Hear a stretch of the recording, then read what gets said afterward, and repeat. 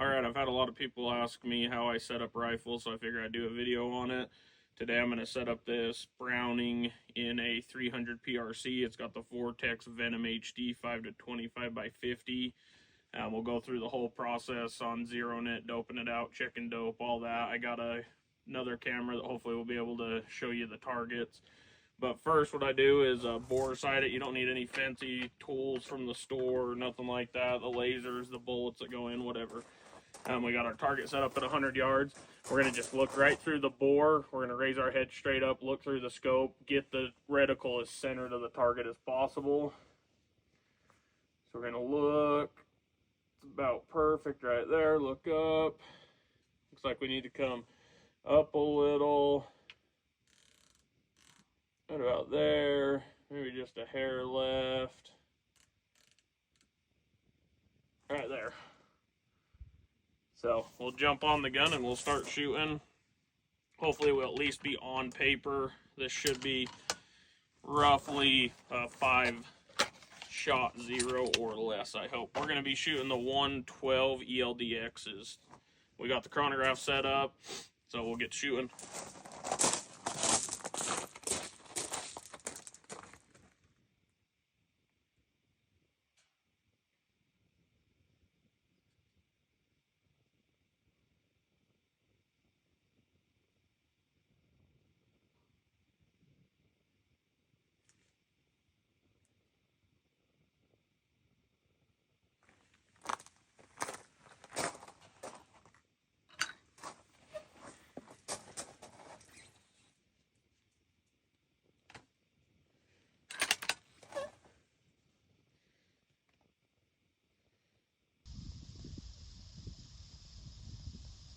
Alright, I'm going to aim at the middle dot, up and down, one dot in from the left.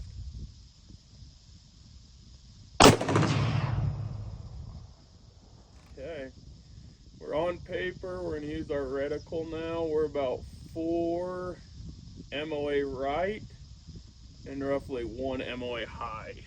So come down an MOA. We were right, so we need to come left 4.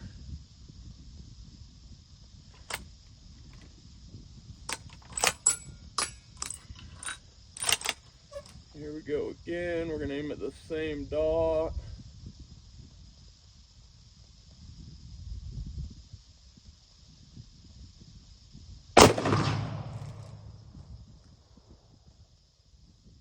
Looks like we're good left right. It just went high on us. We're going to shoot another shot right there.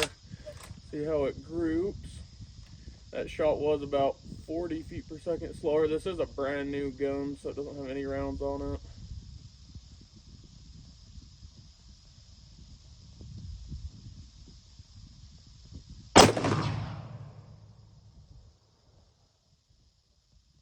Like that one went about 2 inches high again. Shoot one more right there and we'll let the gun cool and see what we want to do with our zero.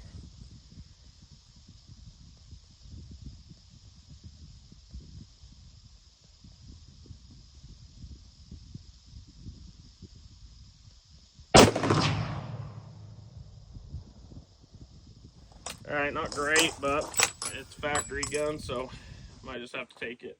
Alright, we let the barrel cool.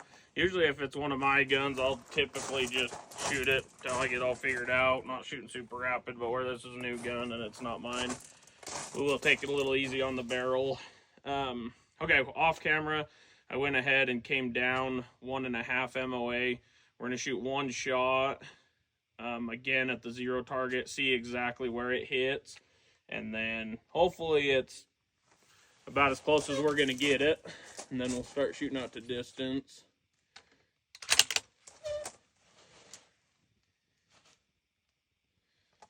Alright, this time we're going to go bottom left.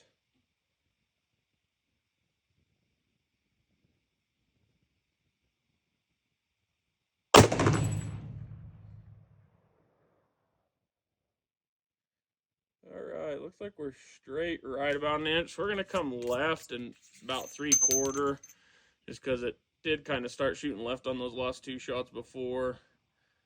I don't want to overcompensate, so we'll go 3/4, and we're gonna call that 0 pretty good. Usually if a bullet goes roughly where I want it to go, I'm not gonna spend a ton of time on the 0. I do want a good 0, but I feel pretty confident with that right there. So we're gonna go to 400 yards. I got everything set up in the Kestrel already. Just to go through it, this ammo is shooting 2870 out of this gun. We're going to use the G7, a 334. It's a 212 grain bullet, 308 cal, 100 yard 0, 2-inch high scope, 1 and 8 twist. So there's not a whole lot of wind right now. There is a little bit left to right, not enough to be too concerned yet. So for 400 yards, we're going to go 5.5 MOA. Before we do reset the turret back to, we're just gonna twist this out real quick, slowly, so we don't mar up the caps. It's always funny to me when you grab somebody's scope and they've used a key or the end of a bullet or something that's all marred up. I mean, this is a $1,000 scope, and I mean, if it's your scope, it's your scope. But I usually like to keep it as nice as I can for as long as I can. Okay, so we're at 5.5 MOA right there. Got ammo in there shooting at, so 400 yards. Do a little parallax adjusting right here. All right. First shot at 400. I'm gonna hold straight up.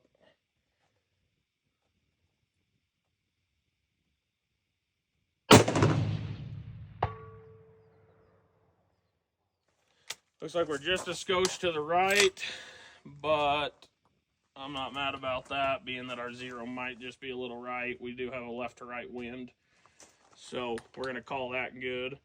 So we'll go to 600 yards now, which is 10.8, 10.76.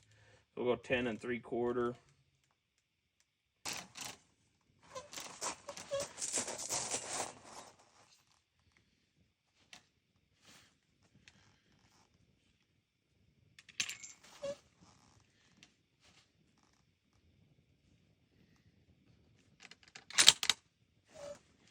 The scope's set a little farther forward than I like, but when you go with tally rings, you don't really get the option of bringing it back.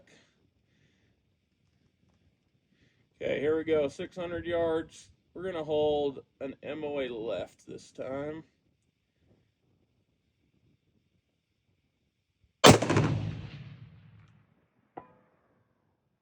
Should have held straight up. My hit about right where my crosshairs were, just a skosh low. Let's shoot one more right there and see what it does. I'm going to use the same hold so I can see if it hits the same spot. So an MOA left.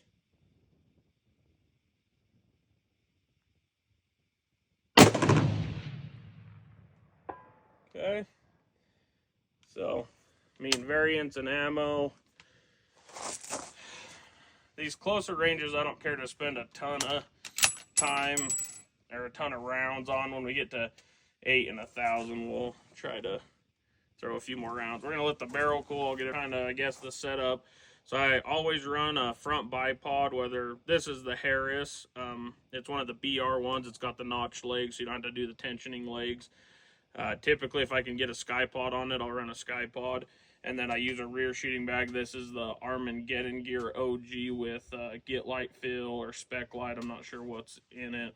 I asked my gunsmith. I need one with Get Light in it. I don't know exactly what beads are in it, but it works really good for a rear bag. I also pack this while I'm hunting because it doesn't weigh very much, and I always want the gear with me when I'm hunting that I know I can make shots off of. I would really recommend not shooting out of lead sleds. That recoil has to go somewhere. A lot of times if you have a scope that's sliding, could be due to your lead sled. I've had quite a few Swarovski. They're low end. They're still, $1,500, $2,000 optics, but I've had multiple of those break. I usually set up guns. The guys come back and they're like, it won't shoot. And I'm like, well, how you shooting? He's like, out of a lead sled, we'll take it out, and I can't get it to shoot after that. So definitely don't recommend a lead sled. Usually I recommend putting a lot better muzzle brake. These radial brakes do something. They're not great at anything. They usually kick dust in your face if you're shoot prone. I don't really recommend them to guys. I usually recommend putting a different muzzle brake on. This is 800 yards. It's given us 16.76, so 16 3/4, almost on the money. MOA. Got ammo in the mag. So again, this is a 4 MOA target.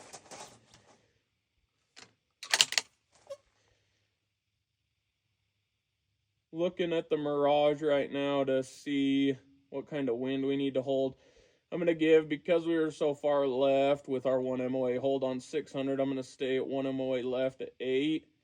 I don't have a level on this gun. Usually at this distance, I like having a level because it will start making a difference. So I'm just trying to eyeball it. Here we go.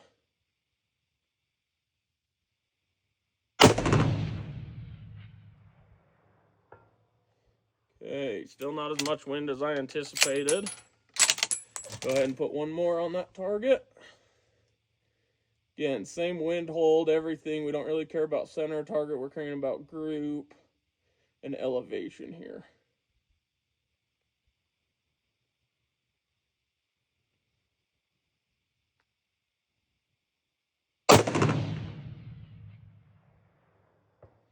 Low right. So it's not bad. That's just over an MOA. I think we'll shoot one more there just to confirm that we're, I mean, right now that the elevation's less than an MOA. The width of it's maybe right at an MOA, just a hair. So we'll go one more right there.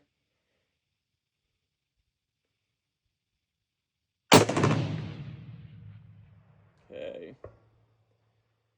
So those last two being a skosh low, I wouldn't mind if we could bring that up a quarter. We'll probably end up adjusting the BC down just a little bit. We're gonna let the barrel cool again and go for 1,000. Our velocity average is still 2866. I have 2870 in the Kestrel. So we'll go to 1,000 and see what it does there. If we're still low like that, we'll adjust the BC down. So what I like to do is, when you're setting it up like this, you'll do everything and then I adjust my BC. I trust my chronograph. A lot of people will say anything inside 600 yards, trust or adjust your velocity. Outside of that, adjust your BC. 400 yards was good, 600 yards was good on elevation, 800 we start getting low. So again, I'm trusting the chronograph that our velocity is correct. I will, if you're low, you adjust your BC down, you make the number smaller. If it is high, you would adjust your BC up, so you follow the bullet with your BC. So 800, we know we need to come up a little bit. If you adjust your BC to bring you up a MOA or a half MOA, a quarter MOA to 800, 90% of the time, it's not even going to change your 400 or your 600 yard. Like it might change it in MOA, it's going to change it like 0.05 at the best. So you might round up or down at that point. But we'll see what it does at 1,000, and then we'll go from there. It's pretty well cooled off. I got everything set up on 1,000.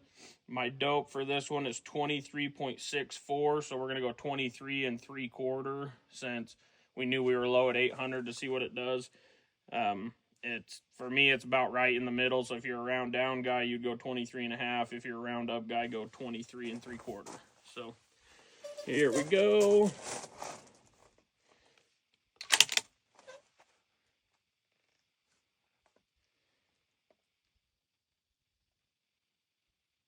All right, this time we're just going to hold straight up because the wind has really died off now. See what it does.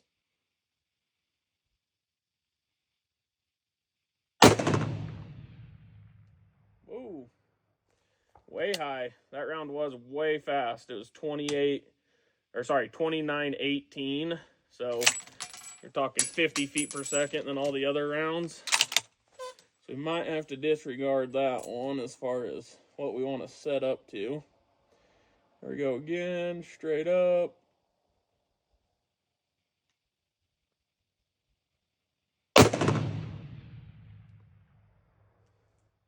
High again, and that one was down where we needed it to be. So we might have something, I don't know what's going on at 800 because we're way high at 1,000.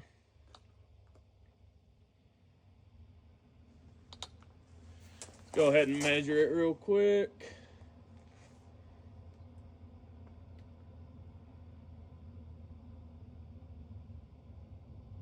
So we're right at an MOA high, almost perfect.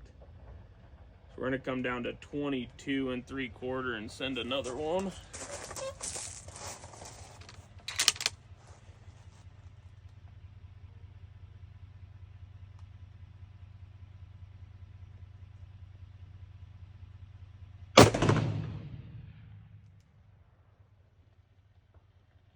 Okay, and that one we're 1.5 MOA low.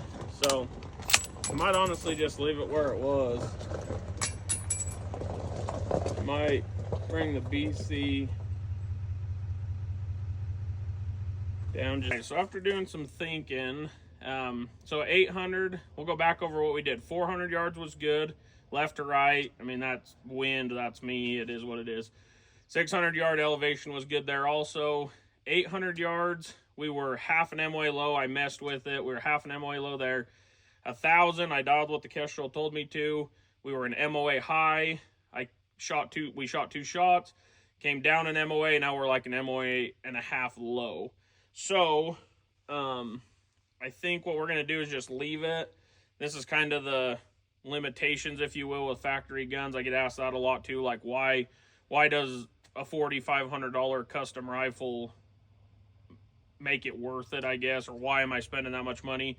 Well, right here is kind of where the money starts to show. So typically on a custom gun, even with factory ammo, you don't get that much variance at distance. Usually it's consistent. That's basically what custom rifles you're paying for, is the consistency.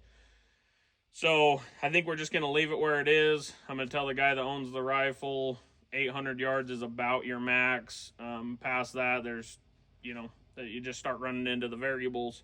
So from here, I'm going to take the Kestrel. I'll take it back to my computer. I'll make a dope chart. I'll show you that. Also, right here is where I would switch someone's zero. So if they wanted a 200 or a 300 yard zero, whatever, I mean, you guys see the rifle shoots. It shoots okay. It doesn't shoot one hole by any means, but I would say it's probably an MOA gun, right at an MOA with this ammo. So what I've done in the past, it's worked out for a lot of guys, is I will go into my Kestrel. We'll do it real quick, actually. Let me switch to targets here. So we're going to put in our Kestrel 200 yards. So let's see. Got to turn the target on. Okay. So at 200 yards, it's saying we need 1.23. So you're right at a quarter. 0.25 would be quarter. So what I would do here is dial it up 1.25 MOA and then set the zero back to 0. Again, it's about a 1 MOA group at 100 yards. So at 200, that's 2 inches. In my opinion, it's pretty hard to find center at 200 yards with a 2-inch group. I mean, I know guys do it. Again, if you wanted a 300 yard zero, you'd be running in the same thing. You're trying to find the center of a 3-inch group. That's pretty, in my opinion, that's pretty hard to get a good zero. I know I said I was good when we shot just a skosh to the right, but again, it's an MOA gun. Our elevation, in my opinion, was good. We were a little right. The next shot might have been, just a skosh left or high or low or whatever. So with an MOA gun, you kind of just got to pick your best center at 100 yards. But a 1-inch group is a lot easier to find the center of than a 2 or 3 or 4-inch group at those distances. So again, that's how I would zero it. Put whatever yardage you want your zero in here. Turn the turret to that, and then reset your zero back to, or your turret back to 0, and that gives you that distance of 0. And then make sure you adjust it in your Kestrel, your app, whatever. Make sure you put your 0 distance at 200, and then your app Kestrel will adjust all the dope for your given yardages. Then if you make a dope chart, it'll be correct. You won't accidentally make it wrong. I think this guy's going to go for 100-yard 0. That's what I always recommend to people. It's always easier for me anyways if a deer, elk, bear, antelope, whatever you're hunting, for me it's always easy to look out there and be like, okay, he's past 100, hold a little high if I need to make a fast shot. If you have a 300-yard 0, that puts you pretty low on a 100-yard shot. So you have to, or put you high, sorry, it would put you high at 100 yards, so you have to think, hold a little low. And in my mind, I'm not going to try and hit a little low. I also am going to try and hit in the vitals right where I want to. So I don't want to hit him a little high and be okay with it. I want to hit him right where I'm aiming. So anyways, if you have any questions, put them in the comment. If you guys want to see any other videos, let me know. The other thing I was going to go over is, I wouldn't call this a lot of rounds personally, but we did shoot all but 6 rounds. So we shot 14 shots today doing this. I know a lot of people will shoot, 1 shot at each one and be like, oh, I just want to conserve ammo. This is, a $70 box of ammo. My tag that I got, one of my tags I got this year was $60 just for the tag. I'm going to burn a couple $100 in fuel.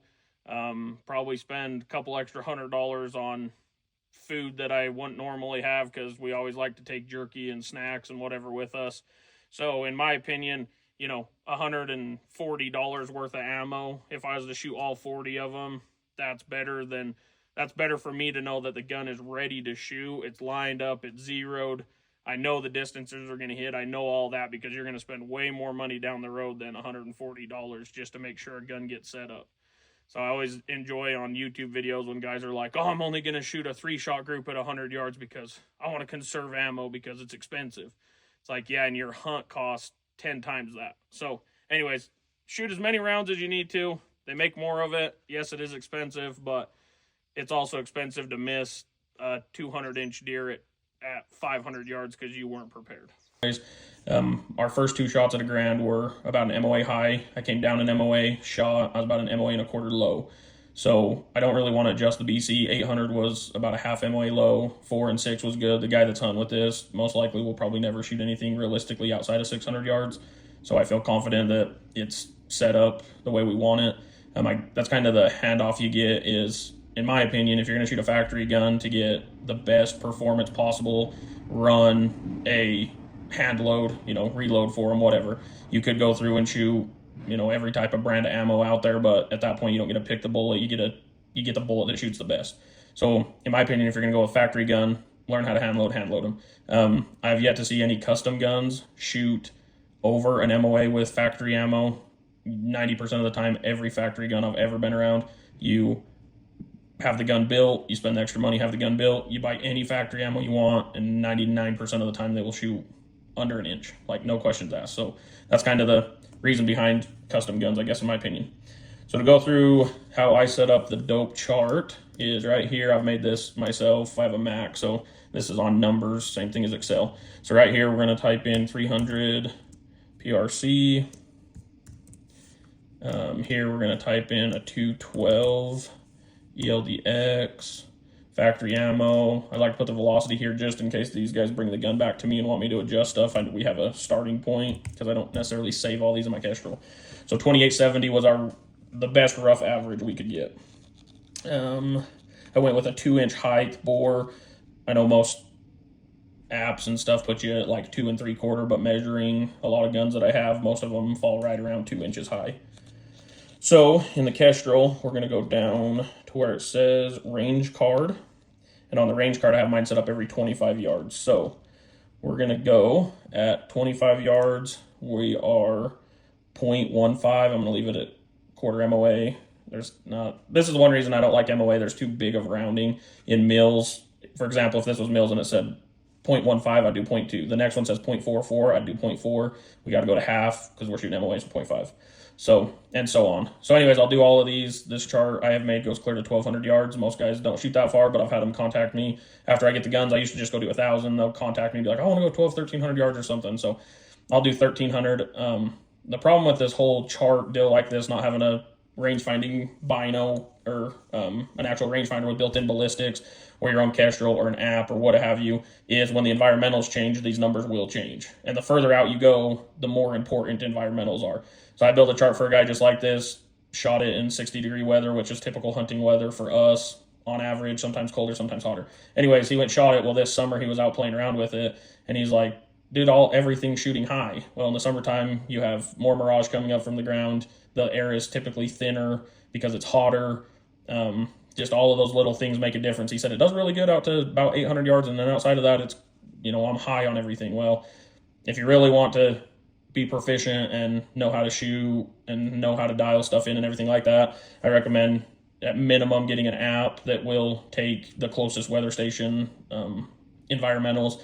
If not, the second best thing is a pair of binos or a handheld rangefinder that has built-in ballistics, because they typically have onboard sensors to get the environmentals right where you're standing. Same thing with a custom cut turret. I've had custom cut turrets cut for guys, or get the tapes or whatever, and they're like, well, it lines up pretty good during hunt season, but when I am in the off season in the summertime or I go coyote hunting, it's not on. And it's like, well, it's because your environmentals are off. So they have their limitations. Yes, this is a lot faster. Yes, it's a lot cheaper because you don't have to have, $1,000 rangefinder, $1,000, $1,500 pair of rangefinding binos, or an $800 Kestrel and remember how to use it, or get your phone out and hurry and put your yardage in and then dial and shoot the coyote. Like, I understand this is a lot faster and simpler and cheaper, but it definitely has its limitations.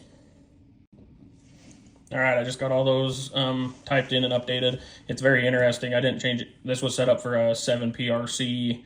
I can't remember the velocity with a 175 ELDX, and it's pretty interesting. I didn't change maybe one or two of these, maybe a quarter, like all the way to 775, and then from there, this one required a quarter more dope till about 900, and then it was jumping almost 3/4 to a full MOA from like 900 and down. So it's just kind of funny because a lot of people think like, oh, my gun shoots way flatter than this gun and that gun and this gun. Well, if you're shooting your normal guns, that besides the outliers, your 28 nozzlers and the 7 backcountry and 300 ultra mags with a lighter weight bullet, like besides stuff that is cruising, almost every gun has the same dope. Like I can tell you off the top of my head, almost every gun I've ever shot at 400 yards in MOA is 5.5, and almost every one of them that has a mil scope is 2 mils. Like I can almost take any gun out, have a good zero, dial. If it's an MOA or a mil scope, dial that number, and I'll hit the 400-yard target almost every single time. Like I said, 250 shooting fast, 204 shooting fast. Those ones at 308, you're going to need a little bit more because it's shooting slow. But 90% of guns, in my opinion, shoot between 2,700 to 3,000, more like 2,950. So 27 to 2,950 range. That's where like 90% of guns shoot across the board if you're shooting a heavy for caliber bullet. Now, if you're shooting a lighter bullet, obviously you're going to go faster. If you're shooting a super heavy bullet, obviously you're going to go slower. But anyways, so I got this all set up. I'll get it printed out, stick it on the side of the gun, and that gun is done. Pretty confident that guy should be able to kill. I believe he's elk hunting this year. He should be able, no problem, to kill an elk out to 800 yards if he has the skill. That's also what I tell guys when I get done with this is I personally, after you guys saw the video all like that, I personally probably want to shoot an animal outside of 600 yards with this specific gun. Now, if you wanted to hand load for it and get it dialed in a little bit more, or buy, one of every 300 PRC ammo on the shelf, we go shoot it, see which one shoots the best, then that's a different story for a different day. But with current setup, current ammo, 600 yards would be my max personally with this gun. Now, that being said, that would have to be a prone shot or something. If I'm shooting off of a backpack or shooting off the top of my tripod, or, a lot of guys shooting off the hood of your truck, I don't know, however you're going to shoot, I would personally probably not shoot past 300 or 400 yards, depending on your skill level. I shoot a fair amount, so I typically give myself an extra couple hundred yards over most guys, but I'm definitely not one of those guys that's like, I see an elk, if it's a cow hunt, any legal bull hunt, whatever, I'm going to move back to the next ridge so I can get an 1,100 yard shot, because I don't want to get a 500 yard shot. That's too close. I'm not that guy. But, know your limitations, know what your gun can do, and continue to get better. Again, biggest thing I see that kind of is interesting to me is when people say, oh, it's good enough. Well, when you're spending all this money to go on the hunt, do you really want to be like, oh, it's good enough? Like, yeah, this one I did say in the video, like, we have to settle for what we did. But that's because we have limitations that we have to fall under. We can't get it to shoot one hole. If you have any questions, let me know. Put in the comments what other videos you guys like to see. I don't know how often I'll be doing this, so I'm just doing these for fun. But I wouldn't mind doing more videos on stuff people want. If you want know how to shoot better, the techniques I use, or how to set up, a specific rangefinder, bino setup, whatever. I'll do a video on setting up a Vortex GB for one of the guns. I just got to see if we can get it shooting a little bit better. I shot it today, but it didn't shoot good enough to mess with. But anyway, thanks.